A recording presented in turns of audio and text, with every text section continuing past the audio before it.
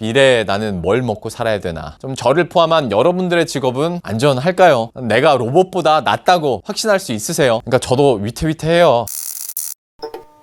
안녕하세요, 반갑습니다. 루앵커입니다. 오늘은 로봇 그리고 인공지능 얘기 한번 해볼까 합니다. 그리고 이놈들로 인해서 과연 내 직업은 앞으로 안전할지 그것도 한번 보도록 하죠. 정말 옛날에 여러분 아실지 모르겠어요. 마이너리티 리포트라는 영화, 그리고 이글아이 이런 영화 볼 때 그때 당시까지만 하더라도 진짜 공상 과학 영화였거든요. 그런데 이제는 거의 뭐 현실판이 됐죠. 뭐 다큐 수준입니다. 4차 산업이 이제 시작이 됐고 아직 기술 개발을 하고 있는 분야도 물론 있지만 5G나 IoT처럼 이미 우리 생활 속으로 들어오고 있는 기술들이 있다 보니까 뭐 옛날에는 영화 같은 얘기들이라고 했는데 지금은 진짜 현실성이 철철 넘치는 그런 내용들이 됐습니다. 뭐 4차 산업혁명이라고 하면 핵심 기술로 꼽히는 게 참 여러 가지가 있죠. 뭐 방금 말씀드린 5G나 IoT, 그러니까 사물 인터넷도 있고 빅데이터, 인공지능, 자율주행차, 스마트 시티, 뭐 VR, 뭐 기타 등등이 있습니다. 그런데 이런 기술들이 발달하고 또 상용화되다 보니까 우리의 삶이 편리하고 또 재밌어지고 다채로워지는 것도 맞는데 반대로 우리의 직업을 좀 걱정해야 할 처지까지 놓인 것도 사실입니다. 우리 자리를 인공지능 기반의 어떤 로봇이 대체할 수 있다라는 전망들이 나오고 있고요. 또 실제로 그런 시도들을 하고 있는 곳들이 이미 있는데요. 그러니까 오늘 하는 얘기나 전망들이 어떤 먼 훗날의 얘기가 아니라 당장 몇 년 후에 실제로 걱정해야 하는 상황까지 되는 겁니다. 예, 그럼 우선 로봇 기술이 어디까지 발전했는지, 그리고 이로 인해서 어떤 직업이 사라질 위기에 처했는지 한번 보도록 하죠. 딱 몇 개만 꼽기 힘들 정도로 정말 다양한 산업군과 분야에서 이 로봇과 인공지능이 활용이 되고 있는데요. 이전 영상에서 다뤘었던 원격 의료, 그러니까 의료 분야부터 한번 살펴보도록 하죠. 사람은 사실 실수할 수 있고 그 실수가 의료 행위 중에 발생이 된다면 그건 정말로 좀 치명적일 수밖에 없겠죠. 때문에 정확성도 높이고 세밀함을 더하기 위해서 로봇이 활용되고 있기도 합니다. 물론 지금은 의사의 어떤 보조 역할, 조력자 역할을 하는 정도의 수준이지만 나중에 이제 데이터만 입력하면 거기에 맞게 로봇팔이 뭐 처음부터 끝까지 수술을 집도하는 날도 오겠죠. 특히 이런 수술의 경우에 로봇을 이용하게 되면 그 치료 부위 주변의 조직 손상도 줄어든다고 하고요. 또 그 피부를 갈라야 될 때가 있잖아요. 근데 그 피부를 갈라야 할 때도 진짜 그걸 최소화할 수 있다고 하더라고요. 환자 입장에서도 좋은 거죠. 그러니까 수술실에 로봇이 들어와 있는 광경이 얼마 후면 어색하지 않을 수도 있겠다 싶은 거고요. 뭐 AI로 병명을 진단해서 로봇이 수술을 하게 되면 그만큼 의사들의 숫자도 좀 줄어들 수밖에 없을 겁니다. 이외에도 간병 로봇도 있고요. 또 처방전을 입력하면 약을 제조해주는 로봇도 이미 있거든요. 이런 사례들이 좀 앞으로 더 늘어나다 보면 결국 간병인과 또 약사의 역할도 줄어들 수밖에 없겠죠. 다음은 금융업계 한번 볼까요? 먼저 은행. 최근 몇 년간 은행들의 좀 변화 느끼세요? 일단 무조건 은행은 1층에 있어야 된다라는 고정관념을 깨고 요즘에 부쩍 2층에 자리한 은행들이 많죠. 이게 물론 임대료가 1층보다는 2층이 더 싸다는 장점도 있지만 그만큼 산업이 변하면서 이제 1층에 있는 오프라인 은행으로 손님을 유인할 필요가 좀 줄어든 거예요. 오히려 온라인 뱅킹으로 손님을 모으는 게 뭐 훨씬 효과적이고 이득이란 걸 깨닫게 되는 거고, 그렇게 하고 나서 오프라인 지점은 계속 줄이는 추세가 되는 거죠. 웬만큼 스마트폰이나 인터넷 활용하시는 분들은 그 오프라인 창구 가지 않고 모바일 뱅킹 주로 사용하시잖아요. 그리고 인터넷 전문 은행의 등장이나 또 핀테크의 확산이 이런 움직임을 더 가속화시켰고, 이럴수록 은행원의 입지는 당연히 줄어들 수밖에 없죠. 그리고 증권 전문가, 펀드 매니저, 투자 자문사, 자산 관리사 이런 것도 요새 AI가 전략 짜주고 포트폴리오 꾸리고 자산 관리 해주는 시대다 보니까 좀 관련한 직업을 갖고 계신 분들은 이제는 좀 생계를 위협받을 가능성이 계속 커지고 있는 겁니다. 자, 다음은 서비스 분야인데요.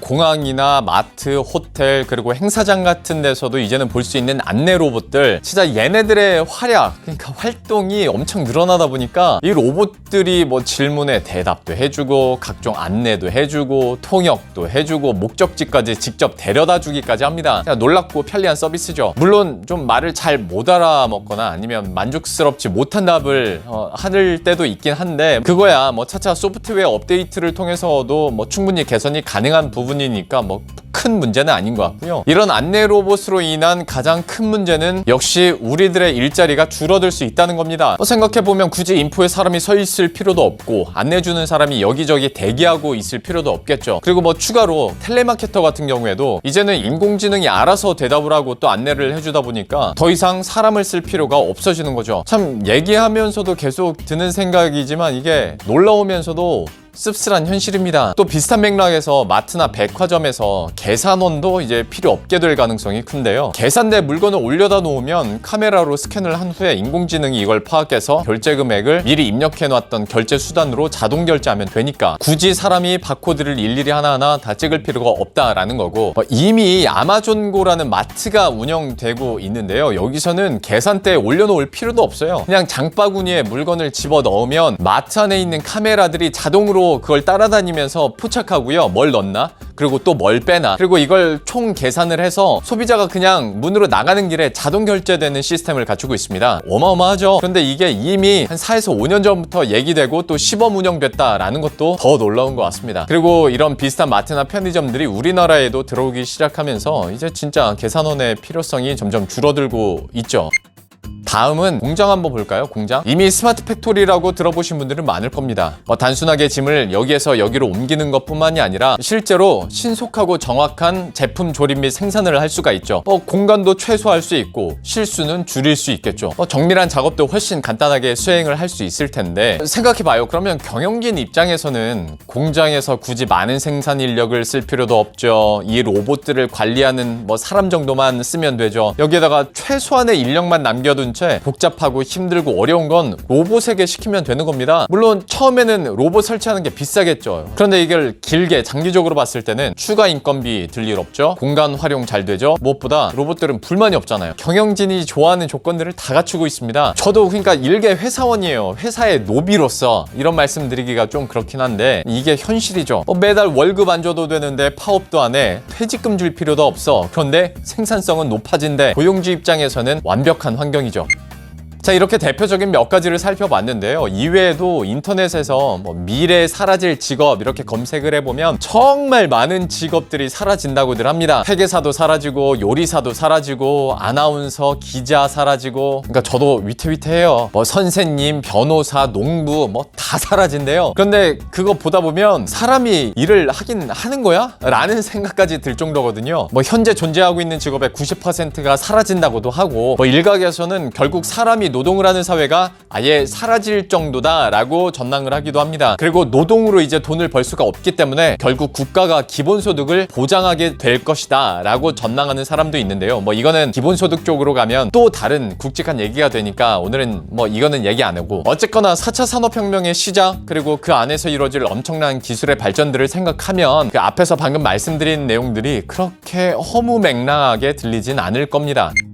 자, 그러면 이번 영상을 마치기 전에 영상에 대한 신뢰도도 좀 높이고, 또 제가 말하는 걸 못 믿어 하시는 분들도 있을 테니까 이럴 때 잘하는 저명한 기관의 분석들, 여러분들이 믿을 법한 곳의 예측과 분석들을 잠깐 소개를 해드릴까 해요. 자, 일단 미국 CNN에서 앞으로 AI에 밀려서 사라질 가능성이 있는 직업군을 확률로 예측을 해봤는데요. 그걸 보면 일단 사라질 확률이 90에서 100%인 직업은 모델, 스포츠 심판, 준법률가, 텔레마케터였습니다. 모델은 VR로 대체할 수 있을 테고, 심판은 지금도 축구나 야구 경기에서 VAR 하잖아요. 그리고 법률가나 텔레마케터도 인공지능이 훨씬 방대한 지식이나 정보를 가지고 있을 테니까 그만큼 사라질 확률이 높다라는 거죠. 이어서 한 80에서 90% 확률로 사라질 직업은 택시운전사, 어부, 제빵사, 패스트푸드 조리사를 선정했는데요. 아무래도 자율주행차의 확대나 또 로봇의 활용 때문이라고 볼 수가 있겠죠. 그리고 뱅크 오브 아메리카 BOA에서는 90% 이상의 위험도를 가진 직업으로 여행 가이드, 제빵사, 정육업자, 제약사, 보험 판매업자, 소매업자, 세무관리사, 텔레마케터, 회계사, 점원 등을 꼽았는데요. 어때요? 앞에서 제가 얘기한 거나 또 CNN과 겹치는 직업군들이 계속 나오죠. 그리고 그 직업군들이 어마어마하게 많다라는 것도 아실 수가 있을 겁니다. 자, 그럼 집요하게 한 군데만 더 보여드릴게요. 여러분이 잘 아시는 경제지 포춘지에서도 사라질 위기에 놓인 직업을 꼽으면서 2020년까지 과연 얼마나 감소할지 그 감소율까지도 예측을 했는데요. 우편 배달부가 지금보다 28% 감소하고요. 항공기 부조종사와 농부가 19% 감소,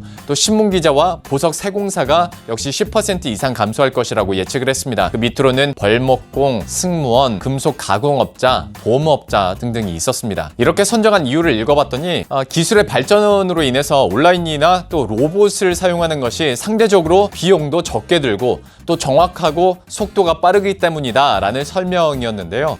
인간으로서 인정하고 싶진 않지만 이해는 팍 되죠. 뭐 계속 사라질 직업들에 대해서 이렇게 말씀을 드렸는데 뭐 그러다 보니까 좀 우울해지죠. 미래에 나는 뭘 먹고 살아야 되나 뭐 이런 생각들도 들고, 그래서 앞에서 소개해드렸던 그 CNN 예측 결과를 조금 더 보여드릴게요. 사라질 가능성이 0에서 20%인 직업도 있습니다. 그게 소방관, 성직자, 사진작가, 의료인이라고 하는데요. 앞에서 제가 의료인 수가 크게 줄 수 있다고 말씀을 드렸는데 그래도 CNN에서는 이게 아예 사라질 가능성은 엄청 낮다고 보고 있습니다. 이 CNN에서 이렇게 예측한 이유를 봤더니 공감 능력과 친밀감, 융통성, 그리고 사회적 교류가 필요한 직업이어서 아예 사라지진 않을 거다라고 설명을 하고 있는데요. 비슷한 맥락에서 상담가나 경찰, 예술가 같은 직업도 사라지지 않을 거라고 예측을 했습니다. 저도 어느 정도는 동의하는 부분이 있습니다. 특히 성직자의 경우에는 이걸 사실 로봇이 대체하기는 사실상 불가능하잖아요. 그리고 심리치료사 같은 경우에도 이 로봇이 아무리 아는 게 많다고 해도 뭔가 어떤 이런 정신적인 영역까지 인간들이 로봇에게 의지하진 않을 거란 말이죠. 그러니까 인공지능에게 이 영역까지 맡기진 않을 것 같아요. 그리고 이것도 뭐 비슷한 맥락에서 제 개인적인 생각인데 판사 같은 경우에 이게 좀 애매할 것 같아요. 그러니까 어찌 보면 인공지능이 더 많은 정보와 판례를 가지고 더 공명정대하게 판결을 내릴 수도 있겠지만 그리고 이 부분은 저도 동의하는 바이긴 하지만 이 뭔가 그 어떤 정의 판단의 마지막 영역, 그러니까 그 마지막 결정까지 인간이 인공지능에게 맡기고 싶어 할까? 그러니까 좀 덜 공정해진다고 해도 그 마지막 판단만큼은 인간이 하도록 두지 않을까라는 생각이 개인적으로 있어요. 그래서 좀 판사도 오래 해먹을 수 있지 않을까? 뭐 이런 생각을 하게 되는 거죠. 뭐 어쨌거나 참 놀라운 사회입니다. 그리고 그 변화 속도도 엄청나게 빠르죠. 이런 변화에서 좀 저를 포함한 여러분들의 직업은 안전할까요? 내가 로봇보다 낫다고 확신할 수 있으세요? 이 직업의 존폐 위기까지 고민하면서 좀 미래를 준비해야 될 때가 아닌가 싶습니다. 그러면 저는 좀 씁쓸한 마음 안고 여기서 인사드릴게요. 들으면서 유익하셨거나 아니면 여러분들도 마음이 씁쓸해지셨다면 그 마음 달래는 차원에서 구독과 좋아요, 알림 설정 한 번씩만 클릭해 주시고요. 저는 다음 컨텐츠에서 다시 찾아뵙도록 하겠습니다. 안녕!